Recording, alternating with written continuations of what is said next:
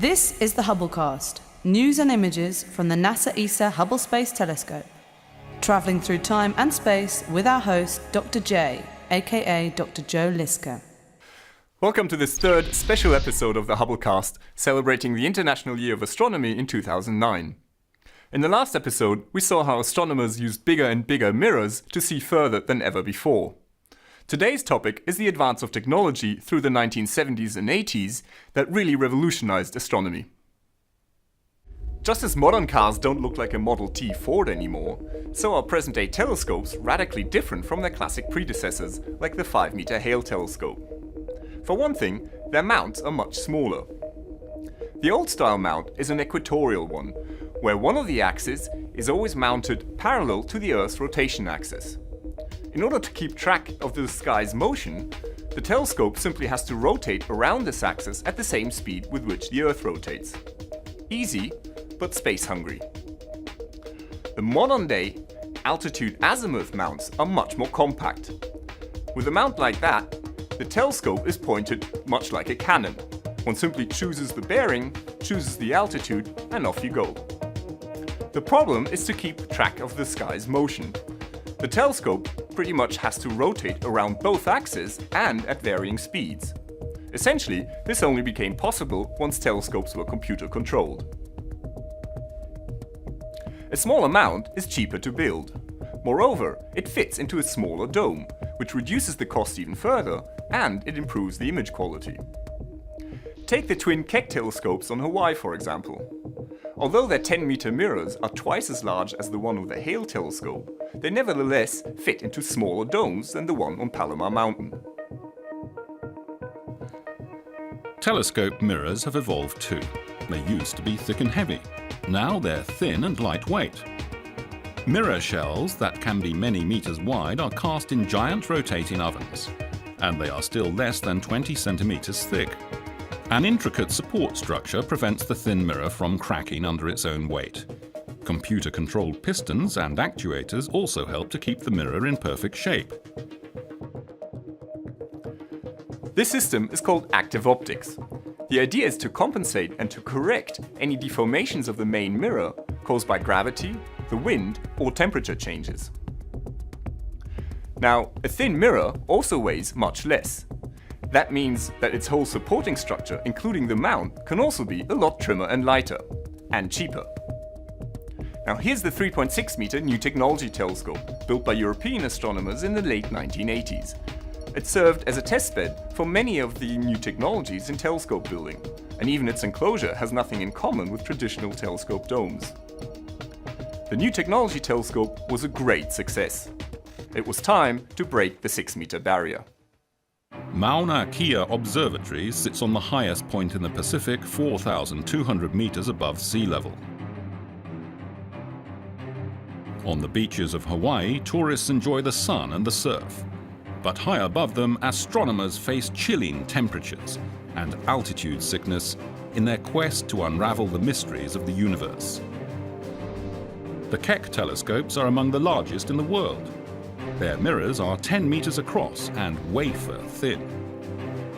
Tiled like a bathroom floor, they consist of 36 hexagonal segments, each controlled to nanometer precision. These are true giants devoted to observing the heavens, the cathedrals of science. Nightfall on Mauna Kea, the Keck telescopes begin collecting photons from the far reaches of the cosmos. Their twin mirrors combining to be effectively larger than all earlier telescopes. What will be tonight's catch?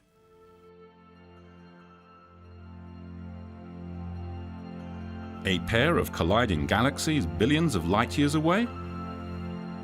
A dying star gasping its last breath into a planetary nebula?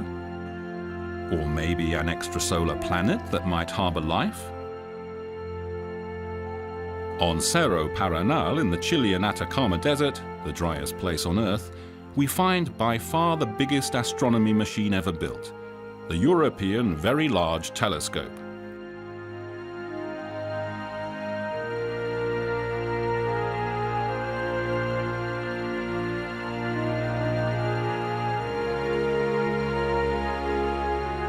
The VLT is really 4 telescopes in one, each sporting an 8.2 meter mirror. Antu, Kuyen, Melipal, Yepun. Native Mapuche names for the Sun, the Moon, the Southern Cross and Venus. The huge mirrors were cast in Germany, polished in France, shipped to Chile and then slowly transported across the desert. At sunset, the telescope enclosures open up. Starlight rains down on the VLT mirrors. New discoveries are made.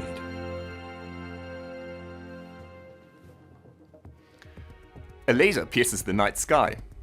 It projects an artificial star into the atmosphere 90 kilometers above our heads. Wavefront sensors measure how the star's image is distorted by the atmospheric turbulence. Then, fast computers tell a flexible mirror of how it has to deform itself in order to correct the distortion, in effect untwinkling the stars. This is called adaptive optics, and it's the big magic trick of present-day astronomy. Without it, our view of the universe would look blurred by the atmosphere. But with it, our images are razor sharp. The other piece of optical wizardry is known as interferometry. The idea is to take the light from 2 separate telescopes and to bring it together in a single point, while preserving the relative shifts between the light waves. If it is done precisely enough, the result is that the 2 telescopes act as if they were part of a single colossal mirror as large as the distance between them. In effect, interferometry gives your telescope eagle-like vision. It allows smaller telescopes to reveal a level of detail that would otherwise only be visible with a much larger telescope.